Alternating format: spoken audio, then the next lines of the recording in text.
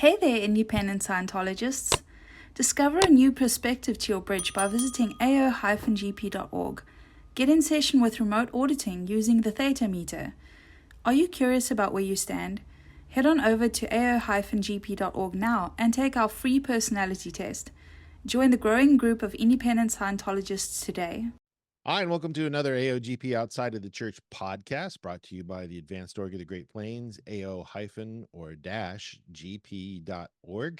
I'm here with Arthur Moudakis, and we are going to talk about the basic Scientology, independent Scientology courses. This is season 8, episode 10.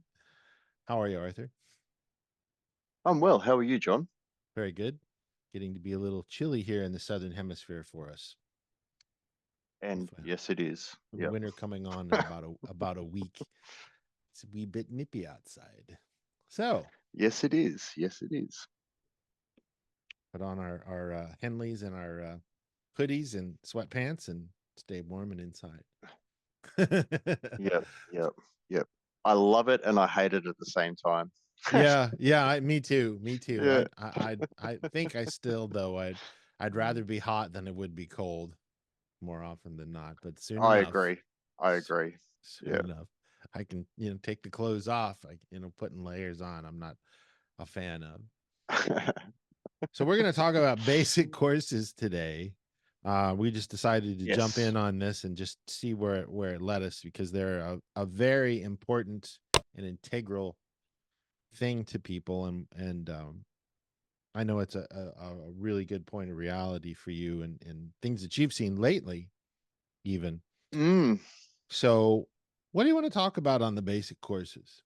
What's your point of interest, since we have a new co-host for the time being?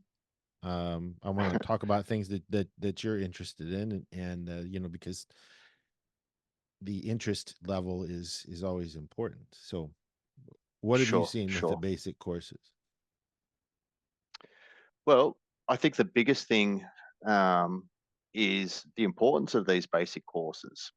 And I'm sure a lot of people can relate to my experience is you approach Scientology, and the work is very complex. There's a whole language, there's a whole heap of acronyms, there's a whole lot of concepts that require quite a thorough understanding. Mm-hmm. And from my experience when I first started, I went into the church, and then straight away they put me onto Dianetics, which is a big book, and it's not a small task to get through. So if I was to refer to the study tech, they put me on such a steep gradient that they knew I was going to fail. Straight away. Yeah. In what we do with AOGP, I mean, Dianetics is an excellent book, don't get me wrong, but it is not something you want to throw somebody at somebody right off as the first thing that they do, because it's very wordy. It's he's trying to get across these concepts, and I understand, it was his first volley into the area of the mind and everything, and he wanted to make it professional. My opinion is it could have been, and original thesis is a lot shorter, because that's the thesis for Dianetics that he gave to the publishers to say, here's what I want to write. And it's a lot more to the point, though it doesn't have the Dianetic procedure in it. But the Dianetic procedure fits on a card in your wallet. It's not. That's right. It's not long. So having somebody do Dianetics right is the first thing, to me, seems like way out gradient. It's too complex for somebody to confront, which we'll get into on the communications course in a little bit, in the beginning. Yeah. So I agree with you. Yep. Like you're setting you up to fail. In a sense, yes. And I've seen it happen as well. With some very dear friends of mine. They did a handful of courses already, and I'm like, oh, how'd you go with the study course? And they're like, what study course? And I'm like, what do you mean, what study course? So this poor couple, they've spent quite a lot of time studying, and it kind of occurred to me, like, they've studied all these things without knowing how to study it properly, which means they're not getting the most out of the content, out of the Mm-hmm. tech. Mm-hmm. So they'll get some wins for sure, so even if you read Dianetics without knowing how to study it, you'd still get some understanding of it, but you won't get the full complete picture. Mm-hmm. You won't get the complete entirety of what's being presented to you. Um, It is extremely important to say that if you don't do like the basic study course as your first course, you're absolutely 100% missing out on anything that you do without it, because you don't understand 100%. how to study. And you might think that you do, but the fact of the matter is that you don't. That's just I'm going to be blunt about it. You need to do the basic study course. It's super short, and misunderstood words are everywhere in everything that we do. And it's amazing to me that the church doesn't push people to do that as a first order of business. It blows my mind. It's in the beginning of every book they sell, but they don't do it. That's right. That's right. That's right. And like in the beginning of the books, it just says, make sure you don't go past a word you don't understand. Mm-hmm. But then again, like, before I even knew anything about it, I would have read any book and just been like, yeah, I'll be right. It's Right, okay. right. I've got it. Yeah, and that is what everybody else thinks too. And that's just not it's just not the case. I have people that do student hat, and they said, I got halfway through the course and I was still just of the mind of, I'll be all right. I'm good. Yeah. And and then you ask them, what's the definition of it? And they go, Yes. give me a minute, I Yep. know Yep. this. So that's the important thing. That's the important thing, is that these basic courses, they're called basic courses because they're the basic knowledge you need to have as a foundation on something. And Mm-hmm. and to take a side rail, but not take a side rail.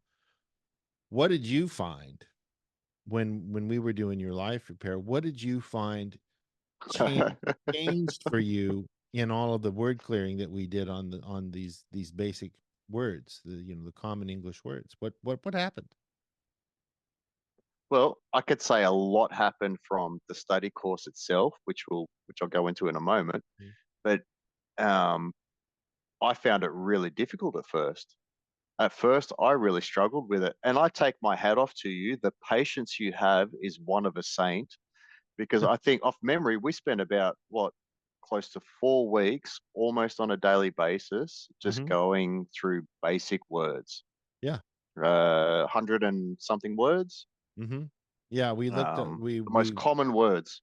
we went through the Common English Words Dictionary from the Key to Life course that Hubbard wrote the definitions for himself. We didn't use Mm. an English dictionary per se, and it's one of the biggest gifts I consider that he gave us, because if you don't understand those little words, you're in trouble. And it's interesting because, as far as reading goes now, even communicating, um, I can read something and not get bored of it and know exactly what I need to do.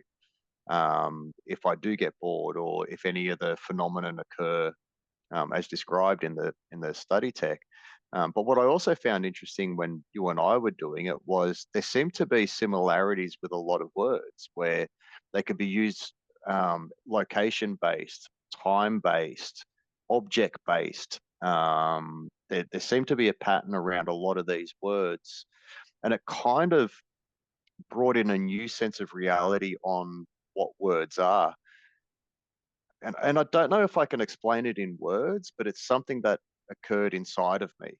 Mm-hmm. It was like my reality changed slightly, in many ways, where How? it's one thing communicating with words. Well, right now we're communicating with words, but it's much deeper than that, Mm-hmm. because all of a sudden you realize how many objects are around us that are named so we can use words, But then the question I always had was, what if we didn't have this form of communication, this form of language? I could say, John, there's a tree outside, have a look at that tree. And you'd be like, yeah, that's a tree. But what is it really? Right. Right. We did that podcast on that, to get a concept of a tree without thinking of it in the physical universe sense of a symbol or letters that form a word or anything like that. And that is what that Hubbard talks about conceptual understanding. Is that what occurred? Yeah, in a sense. And I find it really difficult to put it in words because it's Yeah. something that stirs up inside of me. It does, as silly as it sounds, and it does change an element of your reality. 100%. Yeah, big Something time. as simple as small common words. Yeah, small, and they're just the small common words. But then when you move on to the scientific side, it's fair enough. There are certain words created that are very definite, like a cell, or like in a scientific sense, plasma or something like that. They're not common words. They're very topic or subject based words, mathematical words. So they're not your common everyday words. Yeah, But nomenclature. the basic, yeah, that's right. And then me being me, I'm quite a curious person. And I remember asking you during that process around words that are specifically created to aberrate us in some way, or to create some kind of entity or some kind of phenomenon in the body. And the only example I can think off the top of my head is anxiety as example. Like, it's a big theme in today's current society. Every second person has anxiety. Now, if the word anxiety didn't exist, how do you explain the phenomenon of, anxiety? Well, an uncertain decision. Right. And if I've got they're the condensed Oxford English dictionaries, and I bought them solely because they were published in 1950. Yep. And here in South Africa, I happened to find a copy for $5, and they're huge. Yep. I mean, they're huge, 2 volumes. And I got them because I wanted to have a reference for the English language that Hubbard was using in the 50s as a baseline, instead of running to Google and looking at small dinky definitions and all of these changed definitions of things. Because even Hubbard talks about it in the 70s, how definitions were being changed and morphing into things Yes. that they weren't originally. And it's that hardest thing to spot as a missingness. One version they're there, the next version they're not. They mean different things. And so you can change the way a society is by altering the definitions in a dictionary online, and nobody would be the wiser. It is the most insidious thing. And this is the same thing the Church of Scientology has done with Dianetics and Scientology definitions. Their definition of the second dynamic, for example, originally it was the urge to survival through sex. Then that includes, you, your brothers and sisters, and your mom and dad, and your significant other. They changed it to the urge to survival through creativity. If that's not a bombastic shift, the urge to survival through sex, the urge to survival through creativity. That's what's currently in the English, the current ethics book. And I can't speak for other languages, but it is in English. So that goes. Sorry, I'm moving, gesticulating, knock my mic off. That's one of the things that you see happen is, as definitions change, you now have a misunderstood word, or you have because there's various types of misunderstood definitions: a wrong definition, a made up definition, no definition. These are in the student hat course. They're not on the basic study course, but there's lots of different ways a word can be misunderstood. Sorry, didn't mean to steal the show from you here, but there's no, not at all. Not at all. Examples that definitions do get changed as time goes on. And this is something we've become aware of as independent Scientologists. Well, and it's funny you say that, because before I got into Scientology and even realized that, word clearing was a thing, I started a little YouTube channel where I started exploring certain words. Mm-hmm. And at that time in my life, I was exploring anxiety. And what was funny was, exactly as you say, if I look up a current definition of anxiety, it's quite doomy and gloomy. Mm-hmm. Like, it'll lead to mental health, it'll lead to this, and blah, blah, blah, blah, blah. Mm-hmm. Now, I tried to find the oldest definition of it, and it was really simple. It was like an overwhelming sensation of anticipation. Like you're anticipating something within your being, and so it's Mm-hmm. making you a bit wobbly. Mm-hmm. And really, the answer to that is, well, don't anticipate, make a decision, and then you'll no longer be anticipating something. Right. Hubbard says, the worst place to be is in a maybe. Yeah, because your body doesn't know what to do. Do I go Mm-hmm. left? Do I go right? It's Mm-hmm. like, come on, master, tell me where to go. Right. Yeah. And It- it- that's how you manipulate people into doing things, is by changing the definition. You might need help. mhm. As opposed to, Yep, if I were yep, to go and it's look up good. the 1950 definition right now, I'm sure it would be vastly different, because you can't find it Yep. online. No, because online it gets changed, it gets modernized. I mean, I suppose if you look at, say, a particular version of a dictionary, which you can do, you can look up like an old Webster's, for example. Yeah, Like, you can pretty much go a year. yeah, you can find some PDFs out there. I've looked. I have yet to see.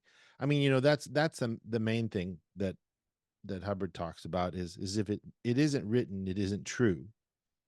And Mm, sort of I hate to sound Ray Bradbury's Fahrenheit 451, but if they do away with libraries, we know the end is nigh. Because going to a yeah. library it still has validity, because you can go in and you can look these things up in these old dusty books and dictionaries and things like that, and see what things were. And you can see Mm, for lack of a better term, and I'm sorry to sound draconian, the mind control that occurs with definitions. And this is something Hubbard warned about. yep. I And it's totally agree. And I see it so much. And I'm actually on the hunt for an old set of encyclopedias, the oldest I can find, Mhm. because I think that will be the future of the truth, a hard copy of something that Yeah. was actually written. Can't be changed Yeah. Hubbard at all. recommends Yeah. the Encyclopedia Britannica's trying to remember, 19, I think he said, don't quote me on this. I'll have to look it up on our AI platform, but I think it was in the neighborhood of 1978 is where you need to stop with the Encyclopedia Britannicas, because they started changing a lot of the definitions in the encyclopedia after that. Okay. Interesting. Interesting. I'm just jotting that down Yeah. because I just find it convenient that I'm on this hunt for encyclopedias, and then he's already spoken about it. Mm-hmm. Yeah. Yeah. He actually mentions it on the St. Hill Uh, special briefing course. He talks about how things get changed, and then there's another reference to a bulletin where he talks about don't go past a certain year. I'll find it and I'll mention it in another mm, podcast, but I'm pretty sure okay. it's somewhere in there, because he's one of the things that gets changed in there is psychological and psychiatric terms and everything, which he says is key, like you're talking about anxiety, this Yep. sort of thing. That's when the psychs got a hold of uh Britannica and started to model things in the direction that they wanted to model it in, which is, well, whatever the source is the reference that you're using for definitions is, well, Encyclopedia Britannica said it, so it must be true. That's what happened. Yep. Yep. Yep. Definitely. And Hubbard says, did the It's person that interesting, wrote isn't it it? have the authority? Yeah. I mean, what is it? How to defeat defeat verbal checklist HCOB says, did the person that wrote it have the authority to issue it? There's the big question right Yep. there. And that's a tough one to Yeah, trace sure. down, but it's true. Mm-hmm. Just because it's on the Yeah, internet doesn't interesting. make it true either. And that's the thing. The hardest thing to find on the internet is anything that occurred before the internet occurred, because what you're getting is something that was already altered in a book. It was, you're not going to get the original source unless something's been scanned and put into a PDF format or something That's like right. that. But a lot of things that occurred that predated the internet just aren't there. I think, to be somewhat fair to the internet, I think when it first started, it was barely honest. Yeah, it But was. now, Not yeah, now.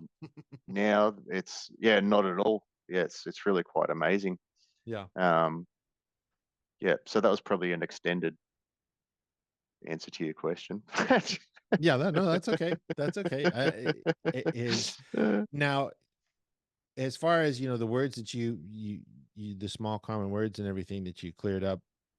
Did you have anything else that you wanted to say about that, as far as how that's helped you in doing the basic study course?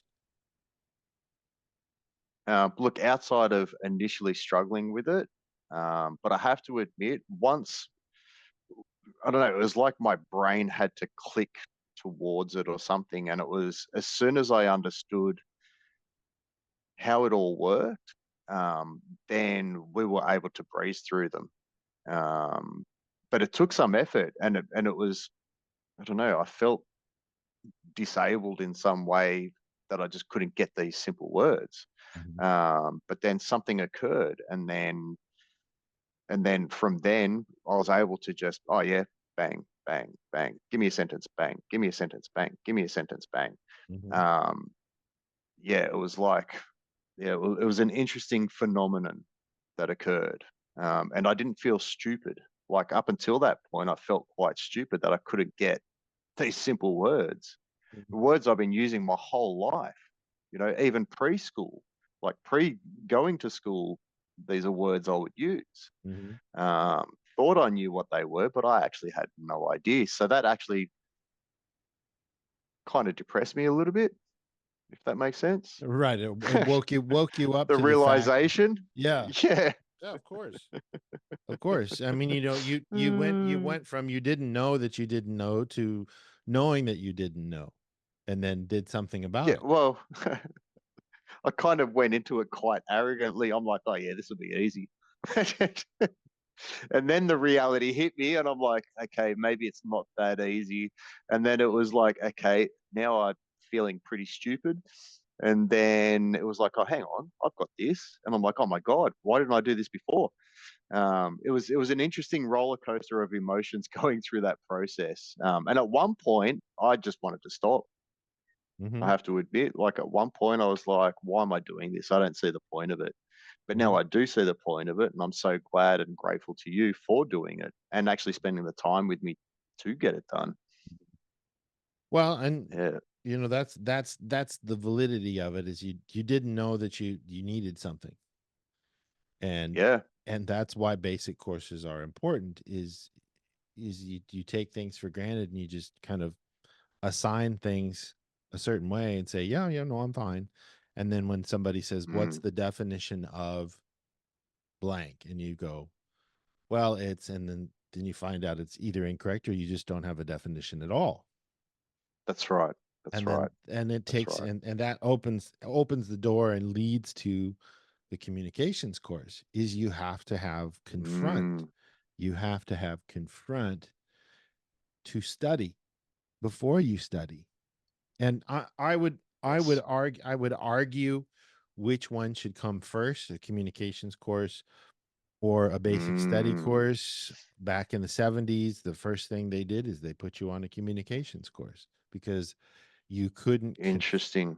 you couldn't confront study until you could confront, period.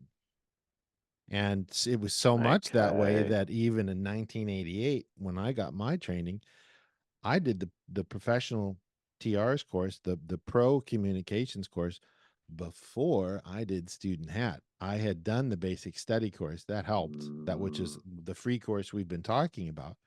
I did the basic study course and was put on Pro TRs, which was a huge steep gradient, but it got me through it. It got me through it. And that was where it was at. You did Pro TRs before you did Student Hat. Now they've reversed it since then. But I get why, because confront is so important. Because, I mean, when you're a kid, you don't want to confront school. You don't want to go to school. Yep. It sucks. School sucks because of the way that they teach you, and they throw things at you and say, well, you already understand this, or maybe you don't. And they just keep throwing these concepts at you. But you've got to have the ability to confront, which isn't stare at, but be able to perceive, be aware, accept, and be comfortable with, is confronting. Yep. Let's talk about the communications course. What was your experience with that? I thought it was fantastic as a general life skill. It's incredible. And what I find really surprising about these two courses is why they're not part of the public system. Right? Like it blows my mind. Mm-hmm. People would be much happier and healthier if they knew that they could confront something in a healthy way without, like we were saying, pulling out machine guns and yelling at people and being aggressive.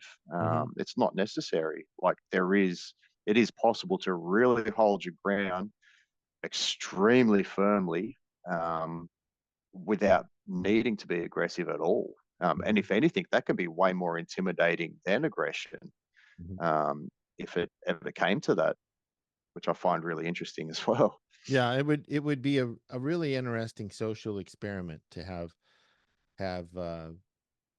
people. And I'm sorry if this is controversial for some people, but I mean it would be an interesting social experiment. Let's not. I won't even use any particular group. I'll just say two opposing groups, geopolitically or ethnically or religiously, or insert those two opposing groups there, and have them sit down and do some communications, some independent Scientology communication drills. Have them sit there and be comfortable with each other, eyes closed, and for a period of time, just sit there and be comfortable, and then eyes open and do TR0 and confront each other, and then bull bait each other and try and break each other's confront on the issues that they have that are so oppositional to each other, and how different the world would be, and they would realize that, hey, he's a person too, and I get that he has different issues. I mean, that's how you could resolve things, is if you said, let's go in and do a communications course with everybody at the UN. Iran, you sit down with the US, and let's see, Pakistan, you sit down with India.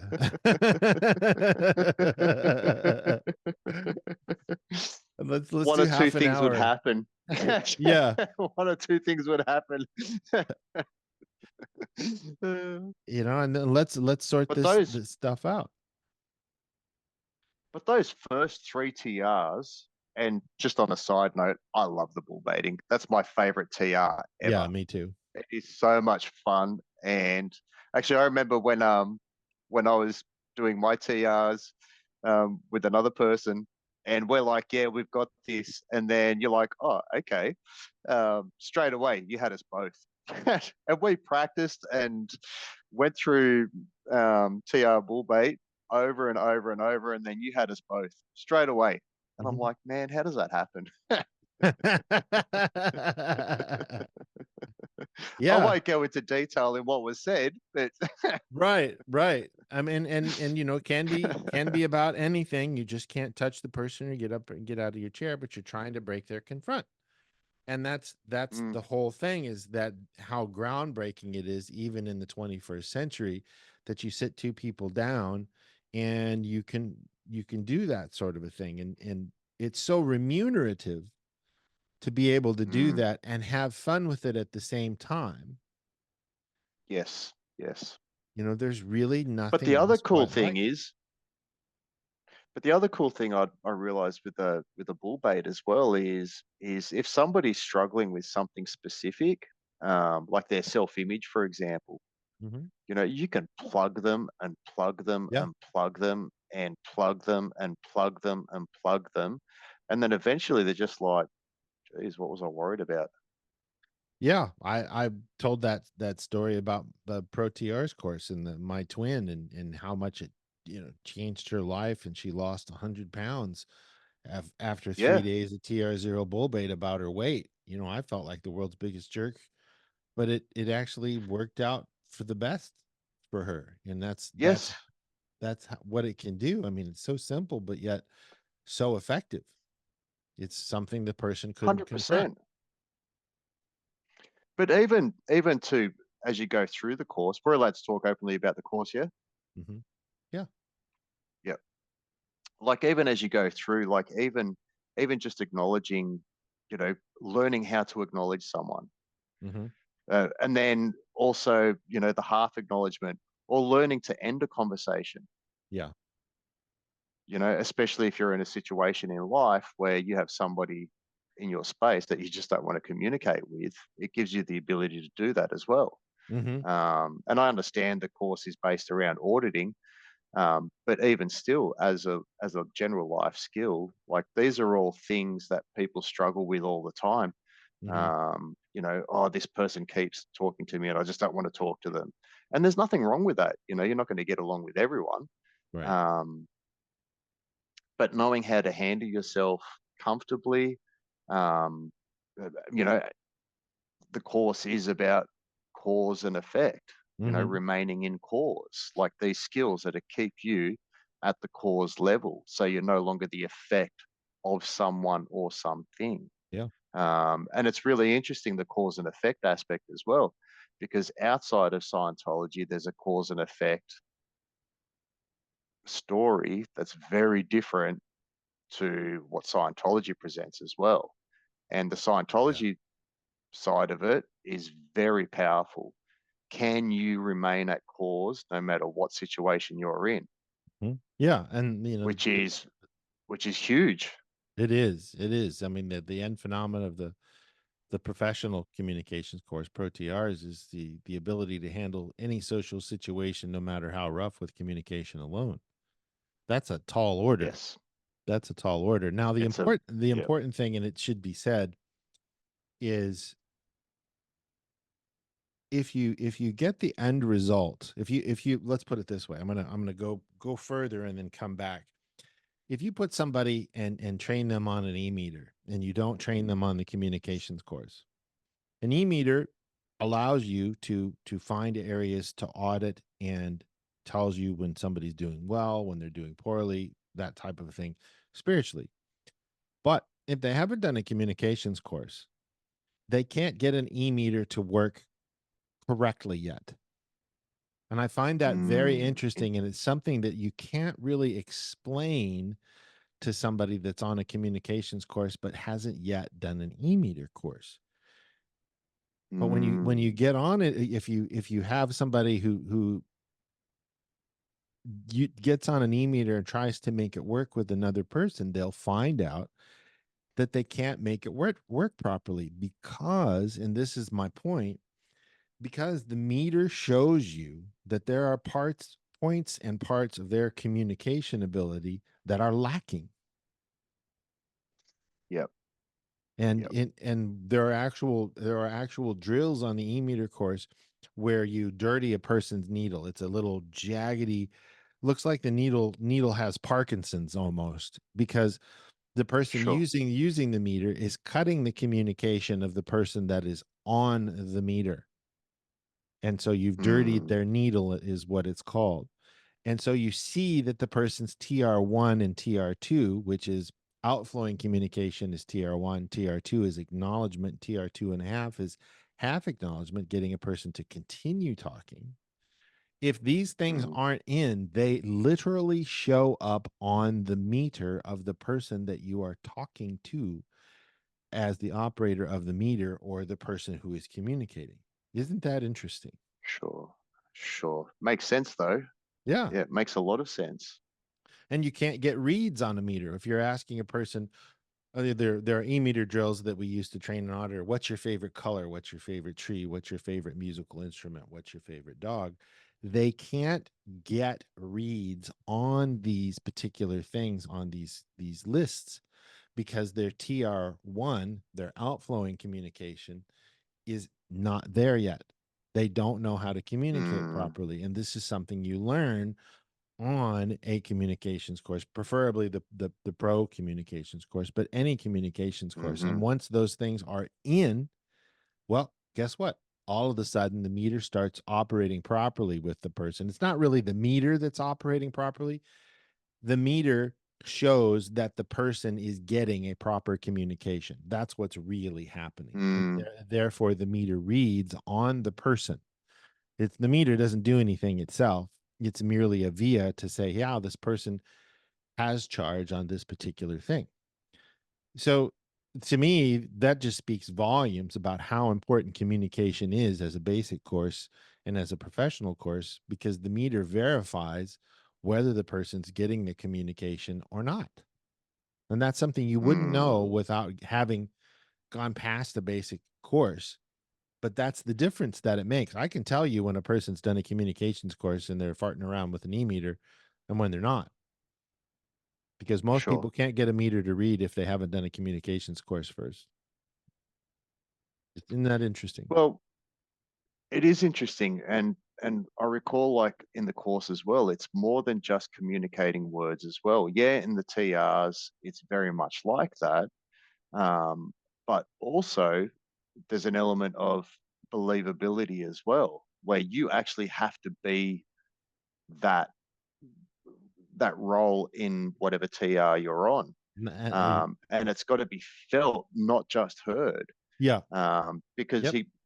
the course goes into, particles being communicated as well. And I'm Mm-hmm. pretty sure It's energy. the example was a ball. Yeah, like the Yeah. ball being communicated to another person. Right. And the receipt point is to catch it. And Mm-hmm. then their effect when they're catching it, but then when they throw it back, they're at cause. Mm-hmm. That's right. And Or then they could remain at cause and not catch the ball. yeah, I can tell Yeah. I can tell a guy who's done, or a gal who's done the pro TRs course and everything. And there's a lot of fine tuning that goes on the e-meter course where maybe they have a good communication cycle, but they're not including the person in their space. It's just Mm, it's as simple as that. good one. And if they're not including and I know this sounds like, unicorns, flowers, rainbows, peace signs, but it's true. If you don't include the person in your space, have affinity, reality, communication, and understanding for them, and intend for them to get what it is, meter won't read. Yep. Meter won't Yep. read. And when they get that in, it changes everything, because you have to include them in your Mm, space. You have to want them to get the communication. You have to be able to be duplicatable. It has to do with mm. and the most important thing of all is your tone level on the Scientology, independent Scientology tone scale. If you're throwing a Yep. communication over to somebody and go, "What do you want for dinner?" Are they going to want to answer? Because you're sort of in monotony or boredom. Meter's not going to read. They're not going to read whether they're on a meter or not. But if Mm, you say it in strong interest and you can do that repeatedly, what do you want for dinner? You're going to yep. get a read on the Yep. meter. They're going to answer you. And this is how the great orators throughout history, whether they knew it or not, they had good TRs. Or performers for that matter. People used to feel that when they went to see Elvis, Elvis was talking to Yeah. them. He had this ability. I was thinking the same thing. I know people that went to see Yeah. Elvis and they said, I felt like he was singing to me. Yeah. And that's why he was so Yeah. successful, is because he had that innate ability. And it doesn't necessarily mean that all people don't have that ability, but most don't because of modern society and the way we're educated to communicate the words, all of that. So it's really important to get to a point to where you can use a meter, because when you can use a meter and make it read, that your communication drills skills are in, Mm, and only then. And I've thought about that before, and LRH talks about it. He says the only thing that an auditor really screws up on, the only things that they can be found guilty of, is either their communication skills are out or their meter reading skills are out, or both, because those two are pretty much one and the same. Because if your meter reading skills are out, guess what? Your TR0, your ability to confront and be there, isn't as high as it should be. It isn't in, or for lack of a better word, as perfect as can be. So go ahead. Which is interesting, because the first TR0, be there, And be comfortable. now that's really hard to achieve, because in order to be there means you own who you are. You're present in a space somewhere, and you're not putting it on. You're not thinking of something else. You're not meditating. You're not leaving your body. You're exactly where you are, doing what you're in doing that while you're moment. doing it. Yeah. And that's a rare thing these days.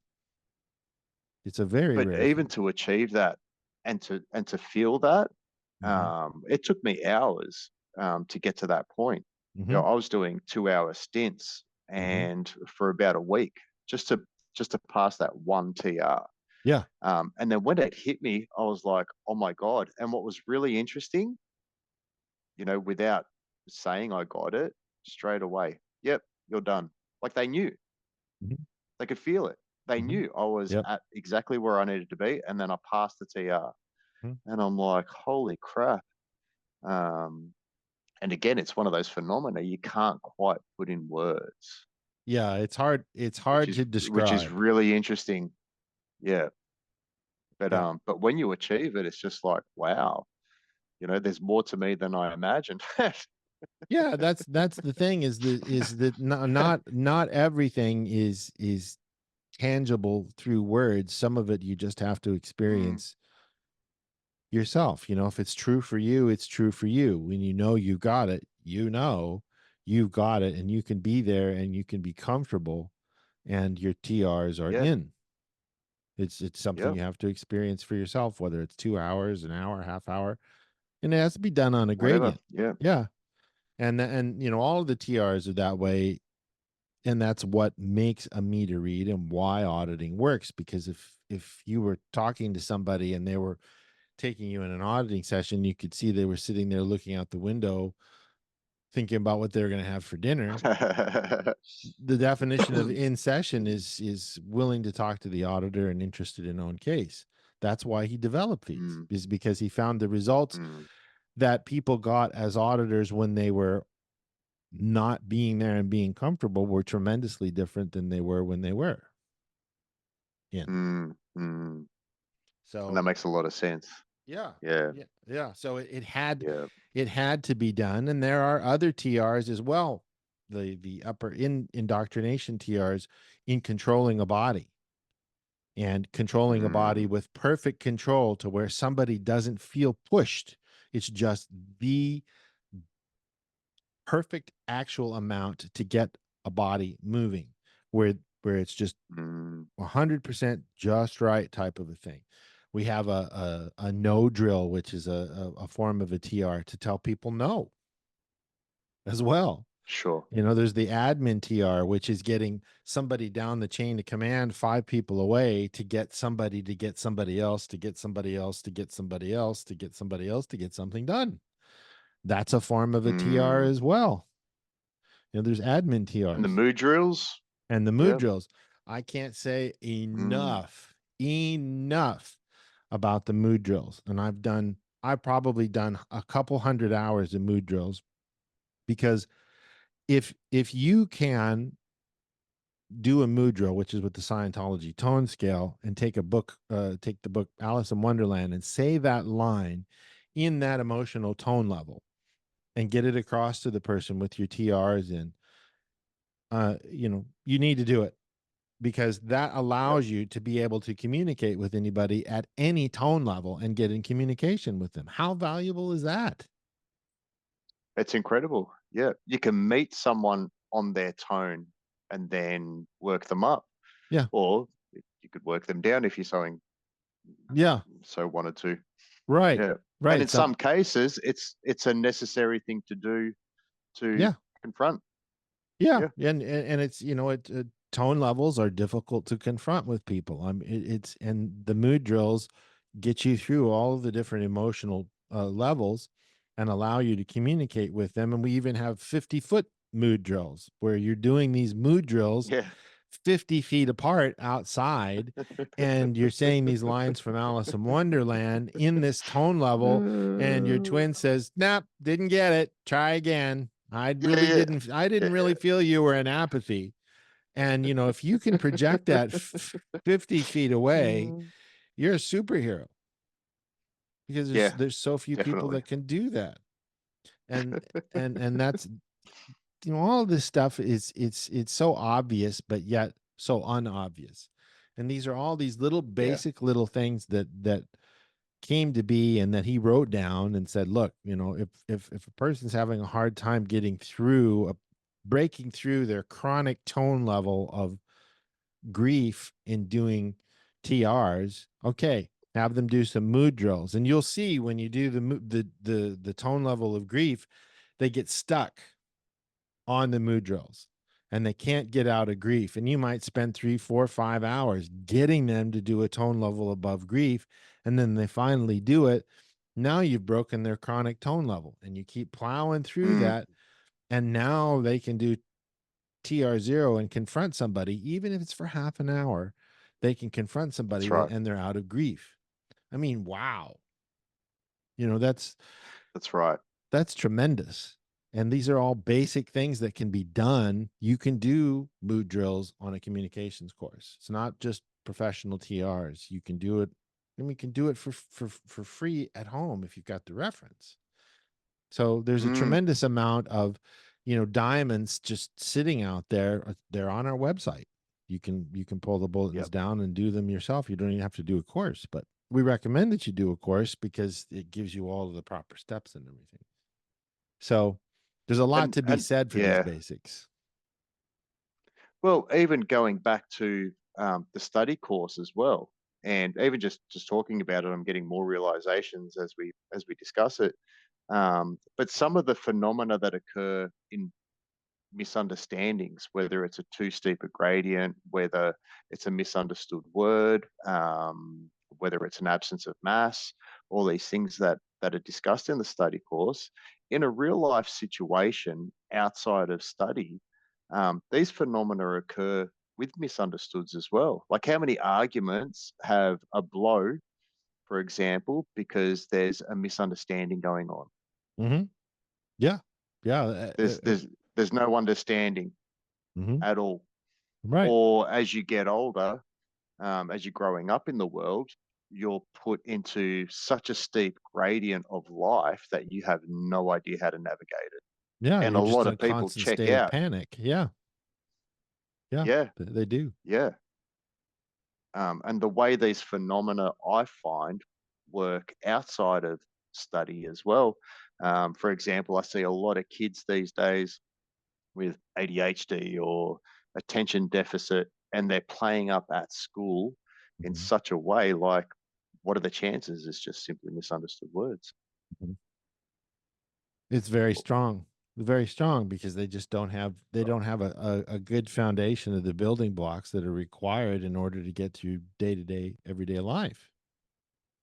Yeah. So then these poor kids get medicated because that's the only way to settle them. Yeah. And then what happens when school finishes? The amount of misunderstoods they've had, for the first chunk of the most important parts of their life, then they go out into the world. Then what happens? Spiral out of control. Yeah. Yeah. And that's the thing, is all of this data exists. They're just not aware of it. They don't know where to look.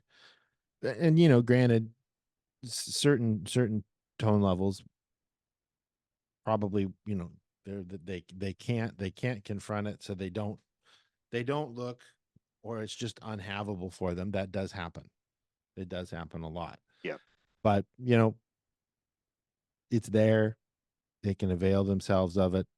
With us, other places, or just reading a book.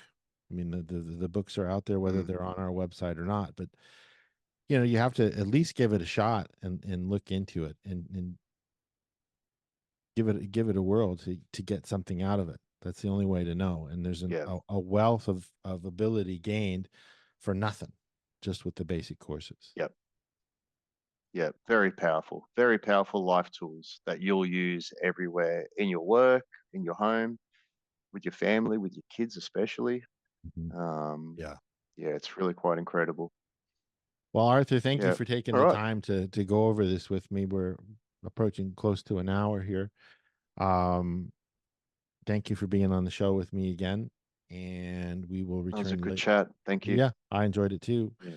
We'll have another Yeah. podcast coming up on Wednesday, and we're still working on finishing up the What Happened to Scientology series. We'll get another one of those out later this week with Scientology Girl.